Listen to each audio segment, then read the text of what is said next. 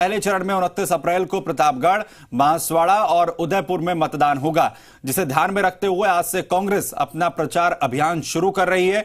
मुख्यमंत्री गहलोत प्रतापगढ़ जिले के अरनौद में सुबह 11 बजे जनसभा को संबोधित करेंगे और उसके बाद दोपहर 2 बजे बांसवाड़ा के बांगीदौरा पहुंचकर जनसभा को संबोधित करेंगे। इसके बाद सीएम गहलोत शाम 5 बजे महाराणा प्रताप की राजतिलक स्थली घोगुंदा पहुंचेंगे और जनसभा को संबोधित करेंगे।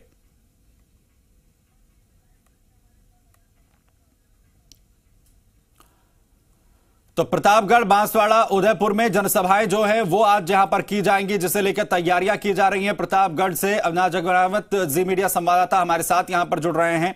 अविनाश, किस तरीके की जो है तैयारियां की गई हैं अगर प्रतापगढ़ की बात की जाए, और कब तक जो है सीएम पहुंचेंगे?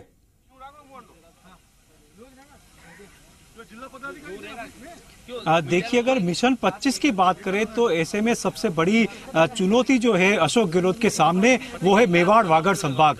अगर 2014 के इलेक्शन की बात करें तो तमाम चारों सीटें जो है वो भाजपा के खाते में गई थी, और अगर विधानसभा चुनाव की बात करें हाल ही में हुए उसकी बात करें तो मेवाड़ संभाग में कांग्रेस का प्रदर्शन अपेक्षा अनुरूप नहीं रहा।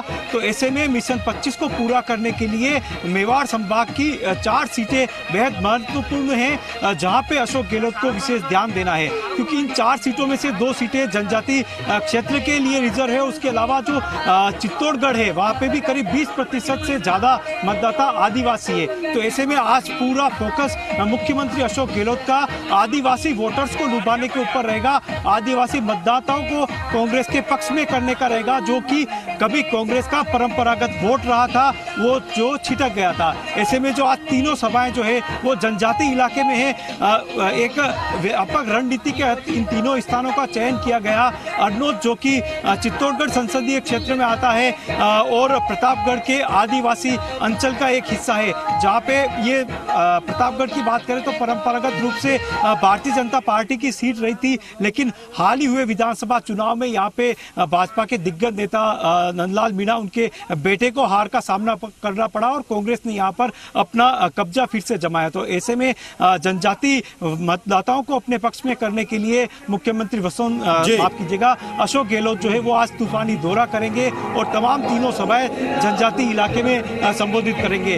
तमाम जगह पे सीएम के विजिट को लेके तैयारियों को अंतिम रूप दिया जा रहा है और कांग्रेसी कार्यकर्ताओं में एक नया जोश और नया उत्साह देखने को मिल रहा है। जिस तरह से पिछले कुछ समय में राहुल गांधी एक के बाद एक जो मनमोहक घोषणाएं, जो वादे किए जा रहे हैं, एक बड़ी तमाम वादे हैं, उन तमाम दावों को, वादों को आखिर 100 दिन में सरकार ने किस तरीके से पूरा किया है, ये एक कहीं ना कहीं बड़ा फैक्टर होगा, जिसे लेकर जो है इस वक्त जनता के बीच में खुद मुख्यमंत्री जो है वो जाएंगे। लेकिन आज वहां पर जो है किस तरीके से लोग पहुंच रहे हैं, भीड़ कैसी है, और उनसे अगर आपने बात की हो तो क्या कुछ कहना है जो लोग वहां पर पहुंच रहे हैं?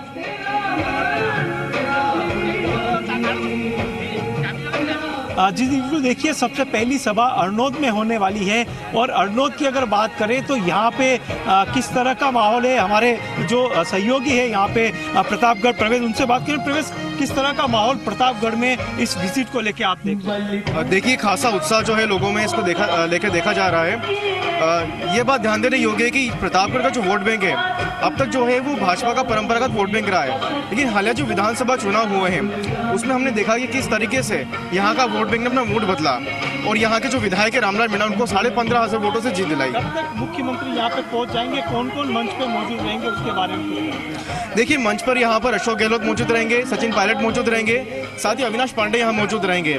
इसके साथ जो स्थानीय नेता हैं वो यहाँ पर मौजूद रहेंगे। अगर पहुँचने की बात है तो करीब आधे से पौन घंटा और उनको यहाँ पर पहुँचने में लग सकता है। जी करीब 11 बजे का जो टेंटेटिव समय है वहाँ पे ये सीएम के पहुंचने का प्रोग्राम है, लेकिन संभवतः कुछ उसमें डिले हो सकता है और लोगों का पहुंचने का क्रम जो है वो अरनौद जनसभा स्थल पे शुरू हो चुका है और तमाम जो तैयारियां अरनौद में जो जनसभा आयोजित होने वाली उसको अंतिम रूप दे दिया गया है और सुरक्षा के भी यहाँ पे पुख्ता बंदोबस्त किए गए हैं। जी अविनाश, क्यों जिसका जिक्र आपने यहाँ पर किया कि जो प्रतापगढ़ है वो लगातार परंपरागत सीट रही है बीजेपी की और बीजेपी को इसमें लगातार कामयाबी मिलती रही है, तो इस बार किस तरीके से कोशिश होगी यहां पर कांग्रेस की और खुद मुख्यमंत्री जब वहां पर पहुंचेंगे कि सेंध जो है इसमें लगाई जाए, उसके लिए क्या तमाम चीजें हैं जिस पर खास फोकस जो है प्रतापगढ़ को लेकर किया जा रहा है?